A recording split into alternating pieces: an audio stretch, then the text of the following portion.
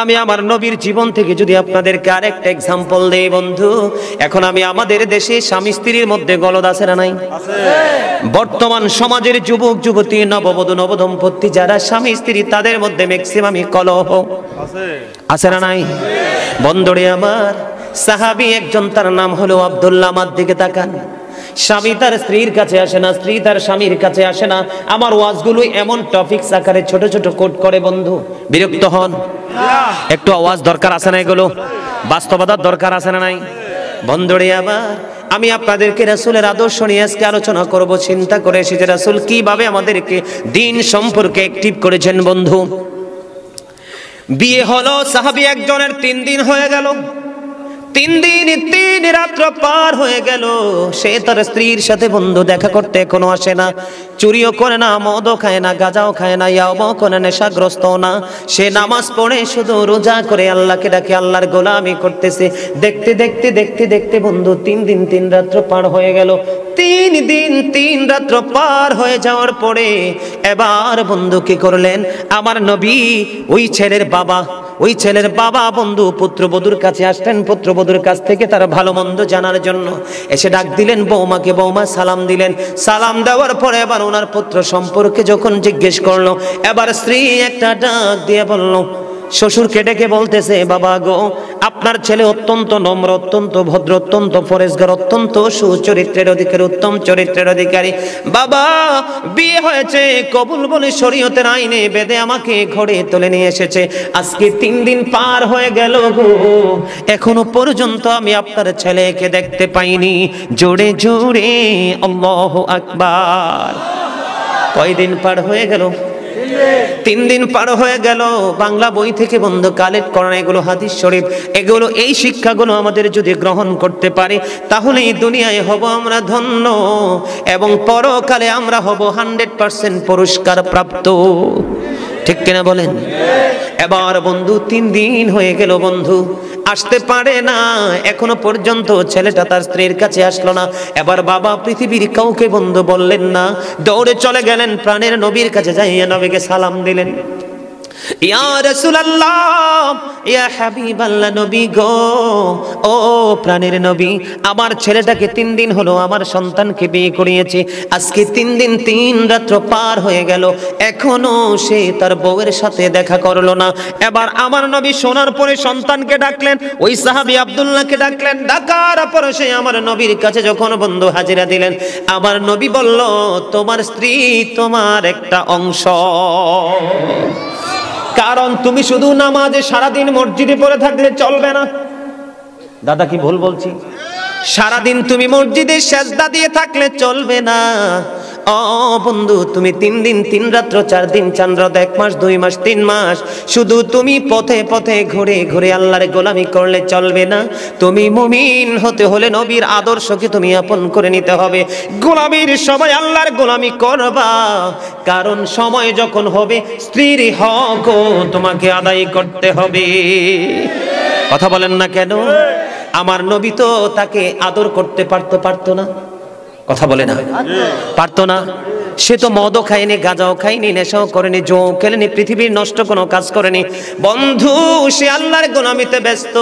আমার নবী তাকে শাসন করলেন। শাসনের ভাষাটা ছিল কোরআন হাদিসের দৃষ্টিকোণ সঙ্গত ভাষা। বন্ধু, আমার নবী বললেন, স্ত্রীর হক আদায় করতে হবে, তুমি তোমার স্ত্রীর কাছে চলে যাও। আমার নবী আল্লাহর গোলামির জন্য বাস্তবতা, এটা কি ভুলে গেছে নাকি এটা মনে করিয়ে দিয়েছে? কথা বলেন না কেন? আজকে আমাদের সমাজের মধ্যে এরকম অনেক লোক দেখা যায় বন্ধু, নববধূ ঘরে রেখে কোথাও হারিয়ে যায়, অচিন দেশে হারিয়ে যায়।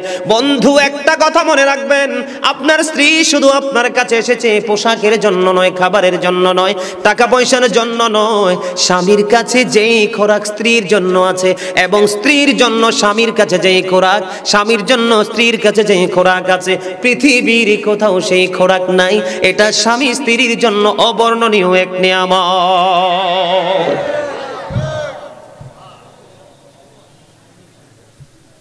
মনু হাসতাছ কিরফিন্নি, কি হইছে? কি জানি মনে হইছে রোমান্টিক আলোচনা। তো কি আলোচনা? আরে ভেরি ফ্যান্টাস্টিক। ঠিক কেন বলেন?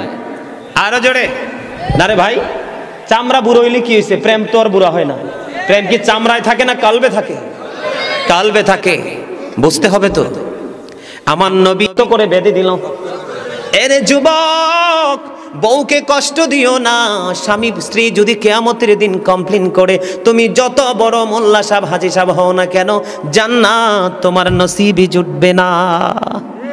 আমি আমার মা আমার বোনদেরকে বলতে চাই, কখনো স্বামীর কলিজায় আঘাত দিও না, কারণ স্বামীর কলিজায় আঘাত দিলে তোমার জীবনে জান্নাত জুটবে না।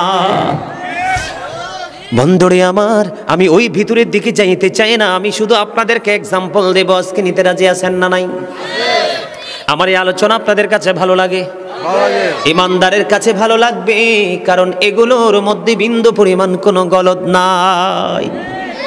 বন্ধুরে আমার, এবার আমি আপনাদেরকে আরেকটা জায়গায় নিয়ে যাব। বিশাল লম্বা জামাত শুরু হয়ে গেল, বিশেষ করে জুমার দিন অনেক লম্বা সময় মুসল্লিরা মসজিদে থাকতে হয়, হয় কি হয় না? অনেক লম্বা সময় মসজিদে থাকতে হয়। আসার পরে খুতবার বাংলা তরজমা হয়। প্রথমত মসজিদে গিয়ে বন্ধু সুন্নাত নামাজগুলো পড়ে কি পড়ে না? এখানে অনেক সময় বন্ধ পার হয়ে যায়। ইমাম সাহেব যখন মসজিদে কদমটা বাড়িয়ে দেয়, উনিও সুন্নাত নামাজটা আদায় করার পরে বাংলা তরজমা শুরু হয়ে যায়। তারপরে আবার বন্ধু যারা সুন্নাত পড়তে পারেনি, জামাতের আগে খুতবা পড়ার আগে আবার 4 রাকাত সুন্নাত পড়ার সুযোগ দেয় কে দেয় না? দেওয়ার পরে ইমাম সাহেব বন্ধু খুতবা নিয়ে দাঁড়িয়ে যায়, পুরো আরবি খুতবাটা দিয়ে দেয়। খুতবা দেওয়ার পরে বন্ধু জামাতে দাঁড়িয়ে যায়। অনেক লম্বা সময় মসজিদে পার হয়ে যায়। অনেক সময় দেখা যায় বড় বড় জামায়াতে বন্ধু মানুষের কাজের দিকে তোয়াক্কা করে না, মানুষের কর্মের দিকে তোয়াক্কা করে না, ব্যবসা বাণিজ্য নষ্ট হয়ে যাচ্ছে সেই দিকে তোয়াক্কা করে না, কারো বাগান ধ্বংস হয়ে যাইতেছে পানি সেচের ব্যবস্থা করতে হবে সেই দিকে তোয়াক্কা করে না, লম্বা কেরাত ধরে বসে থাকে। আছে না নাই? এখানে পানি দেওয়ার জন্য চলে গেল। এবার আমার নবী সাআদ বিন মুআজকে ডাকলেন এবং যিনি নামাজ ছেড়ে চলে গেল বন্ধু তাদেরকে জরুরি ডেকে পাঠালেন। যাওয়ার পরে বন্ধু যিনি খেজুর বাগানে পানি দেওয়ার জন্য চলে গেল, আমার নবী খেজুর বাগানে যিনি পানি দেওয়ার জন্য চলে গেল, ওনাকে একটা শব্দ ওনার বিরুদ্ধে তিনি দাঁড় করায়নি। সাআদ বিন মুআজ ছিল সেই মসজিদের ইমাম, সেই গোত্রের ইমাম। তাকে বলল, তুমি কি বিশৃঙ্খলা সৃষ্টি করতে চাও? বন্ধুরে আমার জোরে বলেন আল্লাহু আকবার। নবী ইমাম সাহেবকে শাসন করলেন। কাকে? ইমাম সাহেবকে শাসন করলেন, তুমি কি ফিতনা সৃষ্টি করতে চাও, বিপর্যয় নামিয়ে আনতে চাও? কেন গো নবী, কেন গো? আমার নবী বলেছেন ইমানদারের কাজটা পর্যন্ত ইবাদত। কথা বলেন না কেন? ইমানদারের কাজ কি? ইবাদত। কথা বলে না কেন? কারণ বন্ধু খেজুর বাগানে যখন পানি দিবে, খেজুর গাছগুলো কি থাকবে? একবারে সতেজ থাকবে। ফল যখন আসবে নিজেদের অভাব মেটাতে পারবে। অন্যথায় এই বাগান থেকে অন্য এক শহর থেকে আরেক শহরে বন্ধু খেজুর সাপ্লাই দিয়ে দিয়ে মানুষের অভাব অর্থনৈতিক চাকাকে আরো শক্ত করতে পারবে। ঠিক কিনা বলেন? এই জন্য আমার নবী বলে দিয়েছে সাআদ বিন মুআজকে, বন্ধু যখন বড় জামাতে যখন তোমরা দাঁড়িয়ে যাবে, ছোট্ট ছোট্ট কেরাত দিয়ে তোমরা নামাজ পড়াবে, কারণ তোমাদের পিছনে মুসল্লি অনেকের হাজত থাকতে পারে, অনেক সমস্যা থাকতে পারে। এটাই হলো সরকারে মদিনা। আপনাদের কাছে নিউজগুলো মজার কিনা, ভালো লাগে কিনা দেখছেননি?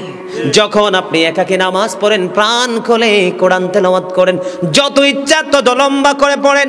আমার নবী যখন নামাজে দাঁড়িয়ে যেতেন, ফা মোবারক ফুলে বন্ধু লোহ মোবারক বের হয়ে আসতো। কিন্তু যখন বড় জামাতে যাবেন, যেমন আপনাদের এলাকার যে আমার দাদা ভাই এখানে মুরব্বীরা অনেকে বসে আছে, ধরেন তারা 15 মিনিট বসে থাকতে পারবে, এখন তারা এমন সময় গেল ইমাম সাহেব 30 মিনিট মাইনাস করলো, এই মুহূর্তে জামাতেরও টাইম হয়ে গেছে। এখন কি উনি বাড়িতে যাবে না জুমার দিনের পবিত্র জুমার নামাজের জামাত ছেড়ে দিবে? কোনটা করবে? আমি কিন্তু এক্সাম্পল দিয়েছি আপনাদের, জাস্ট একটা ফর্মালিটি আপনাদের সামনে তুলে ধরলাম বন্ধু। এখানে আমার নবী ইবাদতকে, আমার নবী, আমি তো ভাবছি খেজুর বাগানের মালিককে নবী শাসন করবে। কাকে? কিন্তু নবী খেজুর বাগানের মালিককে শাসন করলেন না, শাসন করলেন ইমাম সাহেবকে। জায়গা বুঝে, সময় বুঝে, উপস্থিতির উপর নির্ভর করে তোমাকে কাজ করতে হবে। কোনো ধরনের বিপর্যয় সৃষ্টি করা যাবে না। কথা বলেন না কেন? নামাজের মতো ইবাদত, কোরআন তেলাওয়াতের মতো তোর মধুর ইবাদত। আমার নবী এখানে বাস্তবতাকেও প্রাধান্য দিয়েছেন, ঠিক কিনা বলে? এই যে খেজুর বাগানকে টিকিয়ে রাখতে হবে, সময় মতো পানি দিতে হবে, সেচের ব্যবস্থা করতে হবে, তাহলে বন্ধু শুধু কি ইবাদত দিয়ে পৃথিবী চলবে? কথা কয় না? কথা বলেন না কেন? এই জন্য আমি আপনাদেরকে বলবো বন্ধু, যখন ইবাদতের সময় হয় চট করে ইবাদত করে ফেলবেন, যখন কাজের সময় হবে কাজ করবেন, যখন অসুস্থ হয়ে যাবেন আপনার শারীরিক চিকিৎসা আপনি করবেন। একটার জন্য আরেকটাকে ছেড়ে দিতে হবে না, কারণ পরিপূর্ণতা অর্জন করতে হলে যখন যেটা, যেমন ঘুমের সময় ঘুম, খাওয়ার সময় খাওয়া, পড়ার সময় পড়া, কলেজের সময় কলেজ, এমনি করে করে বন্ধু সেটিং করে রুটিন মাফিক কাজ করতে হবে, তাহলে জীবনটা ধন্য হয়ে যাবে। চমৎকার না? ভাল লাগে? কথা বলেন না কেন? মধুর লাগে? এবার আসেন বন্ধু, আপনাদেরকে আরেকটা মজার নিউজ দিব। আমাদের দেশে মসজিদ, মাদ্রাসা, রাস্তাঘাট, কত কাজে এতিম অনাথদেরকে আমরা দান করি কি করি না? আমার নবীর আদর্শ, আমার নবীর শিক্ষা যার সিনায় থাকবে রে, এই জীবন কোনোদিনও ধ্বংস হবে না। চমৎকার একটা হাদিস শরীফ আমি আপনাদেরকে শুনবো। নবীর প্রিয় এক সাহাবী বন্ধু অসুস্থ হয়ে গেল, আমার নবী তাকে দেখার জন্য চলে গেলেন।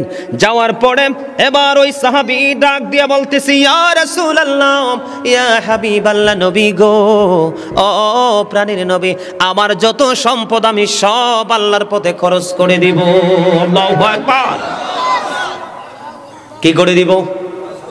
আমি সব সম্পত্তি আল্লাহর পথে আমি খরচ করে ফেলবো। এবার আমার নবী বললেন, না না, তুমি সম্পত্তি খরচ করতে হবে না, কারণ তোমার সন্তানগুলো তুমি মৃত্যুবরণ করার পরে অন্যের কাছে হাত পাতবে, এটা কখনোই করা যাবে না। বরঞ্চ তোমার সন্তানকে তুমি সম্পদশালী করে যাও, হালাল উপার্জন দিয়ে তারা যেন তোমার ইন্তেকালের পরে যেন ভিক্ষা করতে না হয়। জোরে বলেন না সুবহানাল্লাহ? আরো জোরে বলেন না সুবহানাল্লাহ? এবার আমার নবীকে বলল, বন্ধু নবী গো, তাহলে কি আমি অর্ধেক দিয়ে দিব? নবী বললেন, না না, অর্ধেক দেওয়ার প্রয়োজন নেই, তোমার সন্তানের জন্য তুমি রাখো। তারপরে বলল, ইয়া রাসূলুল্লাহ, তাহলে কি আমি 3 ভাগের 1 ভাগ দান করব? তারপরে নবী তাকে সম্মতি দিয়েছে। এখানে নজর দেন, কত চমৎকার ইসলাম, কত চমৎকার বন্ধু নবীর জীবন আদর্শ, আমাদের জন্য শিক্ষা। দেখেন নবী বাস্তবতাকে কত প্রাধান্য দিয়েছেন, ঠিক কিনা? আপনারা এই জন্য বলছি বন্ধু, আপনি আপনার সন্তানের জন্য রেখে যাবেন, ওয়ারিসের জন্য রেখে যাবেন, এবং আপনার পরপারের বাজার হিসাবে দান করবেন। জোরে জোরে বলেন না সুবহানাল্লাহ? বন্ধুরা আমার, আব্দুল্লাহ ইবনে মাসউদ রাদিয়াল্লাহু তাআলা আনহু থেকে হাদিসখানা বর্ণিত। হাদিসখানা এসেছে বুখারী এবং মুসলিম শরীফের মধ্যে। আমার নবী, আপনার নবী সাহাবায়ে কেরামদেরকে প্রশ্ন করলেন, তোমাদের মধ্যে এমন কি কেউ আছো নিজের সম্পদের চাইতে ওয়ারিসের সম্পদ বেশি পছন্দ করো? এবার সাহাবায়ে কেরাম ডেকে ডেকে বললেন, ইয়া রাসূলুল্লাহ, ইয়া হাবিবাল্লাহ, নবী গো, আমাদের মাঝে এমন তো কেউ নাই গো যে নিজের সম্পদের চাইতে ওয়ারিসের সম্পদ বেশি পছন্দ করে। এবার আমার নবী বললেন, যারা ইন্তেকাল করার আগে, মৃত্যুবরণ করার আগে আল্লাহর সন্তুষ্টির জন্য দান করে যায়, এই সম্পদগুলো হলো তার নিজের সম্পদ। আর পৃথিবীতে জায়গা জমিন গহনা টহনা টাকা পয়সা যা কিছু রেখে যায়, এগুলো সব হলো তার ওয়ারিসের সম্পদ। জোরে জোরে আল্লাহু আকবার। আমার কথা বুঝেন নাই? তার মানে একবার ভেঙে দেই, মানুষ যখন মারা যায় পৃথিবীতে তার যে অর্জিত সম্পদ, এগুলা কি আর মালিকানা দাবি করতে পারে? এগুলোতে আইসা মালিকানা দাবি করতে পারে? নিতে পারে? পারে না। এগুলো তার ওয়ারিশ খাবে, তার আপন স্বজন খাবে, নষ্ট হলে পথভ্রষ্ট পথে খরচ করবে, ঠিক কিনা বলেন? ইমানদার হলে ভালো কাজে খরচ করবে। এই দিকে দেখেন নবী বলেছেন, তুমি দানও করে যাও এবং তোমার সন্তানের জন্য রেখেও। নবী কি বাস্তবতাকে অস্বীকার করেছে?